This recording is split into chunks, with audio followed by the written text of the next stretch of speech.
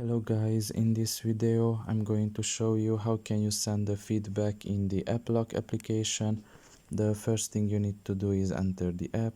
After you have done that and you are in the home page, you should look at the top of your right corner and there you will find the settings. Press on it and here you should press on the fifth option here, which is help.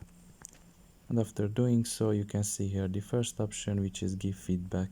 Press on that. And now it will load in to a different page, and here in this case I think we are in the Gmail, and you can just write in your message here, anything that you want. You can see that the address and subject is already selected, so you don't have to bother with that.